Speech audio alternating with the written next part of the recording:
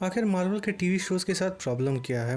ये शोज़ जब अनाउंस हुए थे तो सारे के सारे फैंस जो हैं इन शोज़ को लेके काफ़ी ज़्यादा एक्साइटेड थे। मार्वल की सारी टीवी सीरीज़ ऐसा नहीं है कि सब की सब बेकार हैं। बस मार्वल के साथ प्रॉब्लम क्या है कि वो अपने शो की क्वालिटी नहीं बल्कि अपने कंटेंट की क्वांटिटी पे ज़्यादा फोकस करते हैं। जी हाँ गाइज़, जब क्वांटिटी पे क्वालिटी के बजाय ज़्यादा फोकस किया जाता है तो अंजाम बिल्कुल मार्वल की टीवी सीरीज़ जैसा होता है। हालाँकि इनकी शुरुआत की कुछ सीरीज़ और अब भी आने वाली सीरीज़ ऐसा नहीं कि वो अच्छी नहीं होती है, उनमें पोटेंशियल नहीं होता है, बस मार्वल उन्हें अच्छे से यूटिलाइज़ नहीं कर पाते।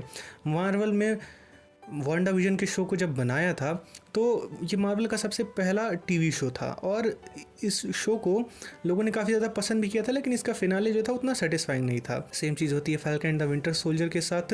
ये शो भी रिलीज़ हुआ, लोगों ने इसे काफ़ी ज़्यादा पसंद किया और वांडा विजन के सभी रिकॉर्ड्स को इस शो ने तोड़ दिया। और फिर उसके बाद आया लोकी।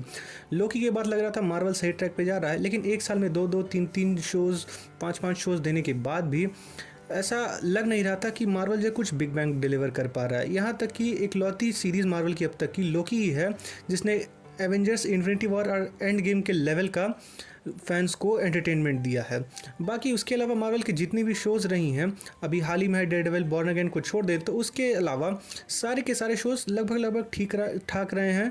जैसे कि वांडा विजन हो गया, falcon and the winter soldier हो गया और मून नाइट। मार्वल कभी खुद भी अंदाज़ा नहीं लगा सकता कि आखिर उसके कौन से शोज़ चल सकते हैं, कौन से उसके शोज़ फ्लॉप हो सकते हैं।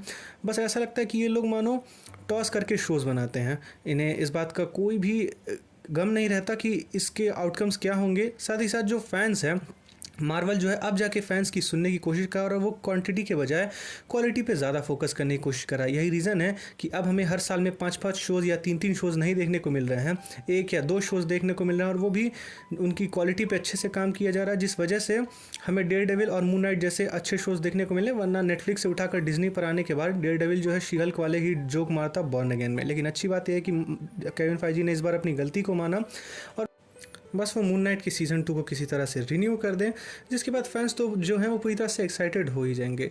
गाइज, मार्वल से कोई ज़्यादा शिकायत नहीं है मेरी, लेकिन मार्वल ने जिस तरह से अपने पिछले कुछ समय में अपनी टीवी सीरीज़ के साथ जो डिसीजंस लिए हैं, ख़ास तौर पे वो उन शोज़ को हाइप करने में लगे हुए थे जिनकी बहुत ही ज़्यादा प्रोबेबिलिटी थी कि वो शोज़ लोगों को बिल्कुल ही पसंद नहीं आएंगे, जैसे कि शी हल्क हो गया।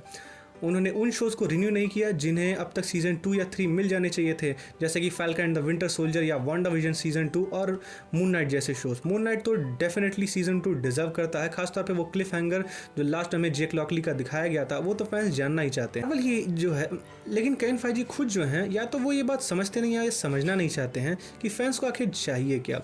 गाइज, आपको ये बात जानकर हैरानी होगी कि मार्वल सिनेमैटिक यूनिवर्स में मार्वल जो है एक्चुअली में सिनेमैटिक यूनिवर्स के मामले में डीसी से केवल अपनी मूवीज़ में ही आगे, वरना टीवी सीरीज़, गेम्स, कॉमिक्स, इन सब में डीसी आज भी मार्वल से बहुत ज़्यादा आगे है। केवल फिल्म बिजनेस में ही डीसी जो है वो मार्वल से मात खा जाता है क्रिएटिव डिफरेंसेस की वजह से अपने क्रिएटर्स और मेकर्स के साथ। लेकिन मार्वल जो है उसके पास ये प्रॉब्लम नहीं है। मार्वल को कभी भी रोका नहीं जाता, उसके मेकर्स, डायरेक्टर्स सबको खुली छूट दी जाती है, या अगर उनको कुछ लिमिट में करना भी होता तो उन्हें पहले बता दिया जाता है। लेकिन फिर भी टीवी सीरीज़ के मामले में और गेम्स के मामले में मार्वल कुछ खास कर नहीं पाए हैं। अपनी एवेंजर्स की हाइप पर उन्होंने एवेंजर्स वीडियो गेम को भी बनाया था जो कि उतनी चल नहीं पाई। टीवी सीरीज़ भी पूरी तरह से इनकी फ्लॉप नहीं होती हैं। इन लोगों ने अच्छी सीरीज़ भी दी हैं, जैसे कि what if, Wanda vision, Loki, moon night. इस साल हमने अब तक की सबसे बेहतरीन मार्वल की R-रेटेड सीरीज़ देखी, हालांकि R-रेटेड तो नहीं, वो फिर भी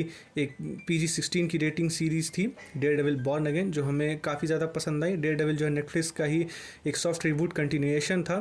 खैर, अगर मार्वल अपनी क्वालिटी पर ज़्यादा फोकस कर रहा है तो मैं केवल इतना ही कहना चाहूँगा कि केविन फाइजी, हमें आपकी क्वालिटी वाली अप्रोच धीरे धीरे अच्छी लग रही है, इसे और इम्प्रूव करिए और मार्वल ज़ॉम्बीज़ में थोड़ा खूना खच्चर ज़्यादा दिखाइए। तो गाइस, अगर आपको ये वीडियो पसंद आया है तो इसे लाइक करिए, शेयर करिए, चैनल को सब्सक्राइब करिए। हम बहुत ही जल्द मिलेंगे आपसे एक और मज़ेदार वीडियो में। तब तक के लिए घर रहिए, सुरक्षित रहिए एंड थैंक्स फॉर वॉचिंग।